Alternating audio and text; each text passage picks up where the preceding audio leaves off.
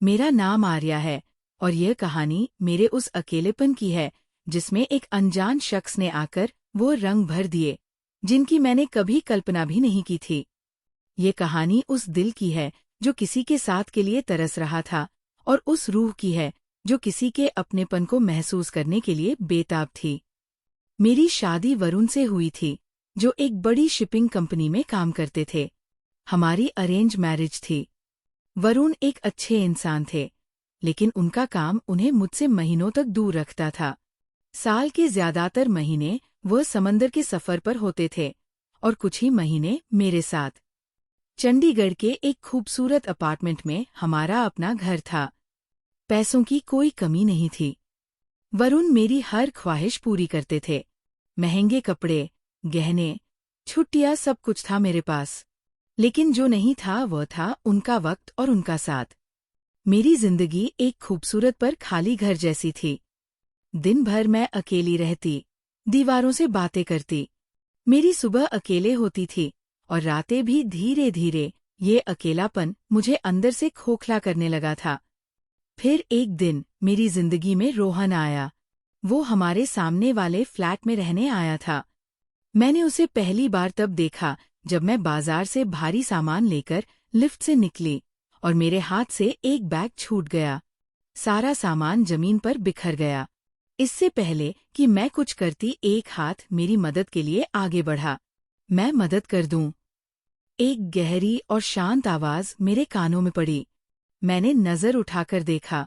वो एक लंबा सुलझे हुए नैन नक्श वाला लड़का था। उसकी आंखों में एक अजीब सी सच्चाई और होठों पर एक हल्की सी मुस्कान थी। उसने फटाफट मेरा सामान उठाया और मेरे दरवाजे तक रख दिया।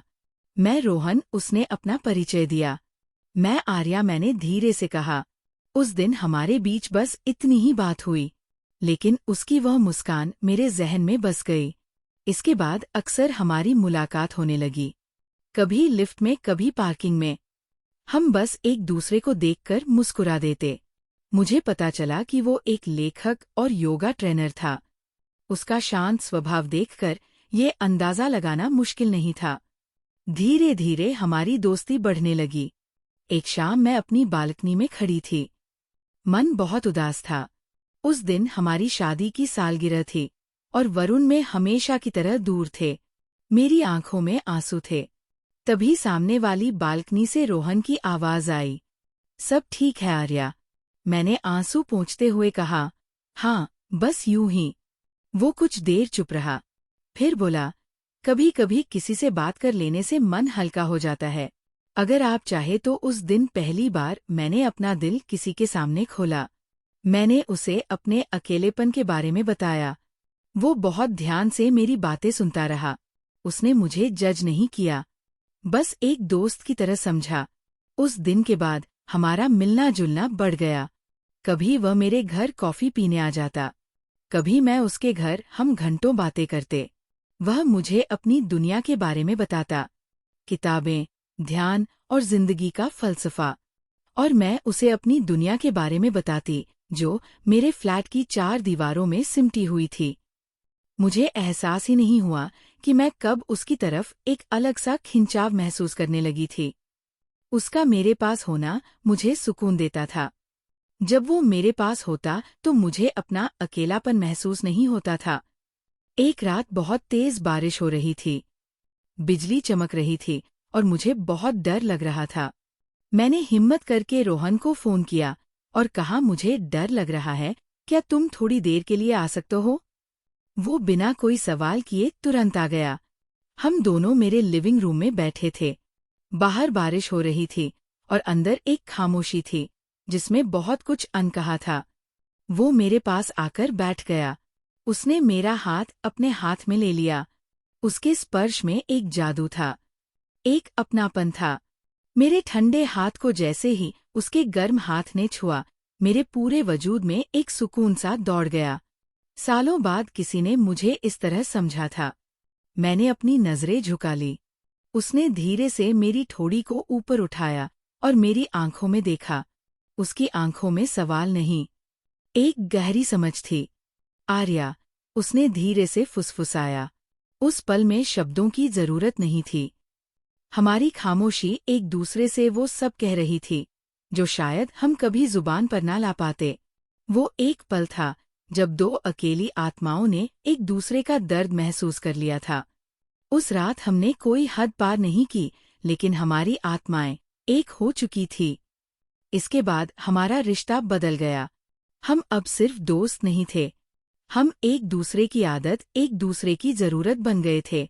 जब भी हमें मौका मिलता हम एक दूसरे के साथ वक्त बिताते। हम एक दूसरे के अकेलेपन को भरने की कोशिश कर रहे थे, एक दूसरे को ये महसूस कराने की कोशिश कर रहे थे कि हम अकेले नहीं हैं।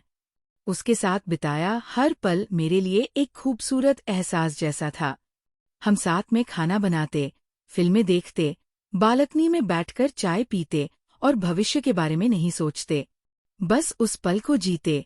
उसने मुझे फिर से जीना सिखा दिया था, मुस्कुराना सिखा दिया था। ये सिलसिला लगभग 3 महीने चला। ये 3 महीने मेरी जिंदगी के सबसे यादगार दिन थे। लेकिन हर कहानी में एक मोड़ आता है।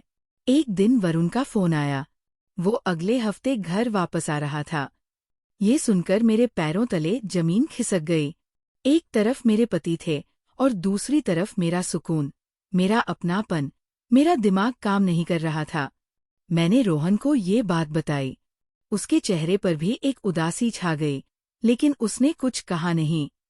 बस मेरा हाथ पकड़कर बोला, मैं तुम्हारे हर फैसले में तुम्हारे साथ हूँ।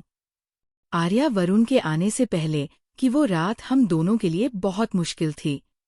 हम दोनों एक दूसरे को ऐसे देख रहे थे जैसे यह हमारी आखिरी मुलाकात हो।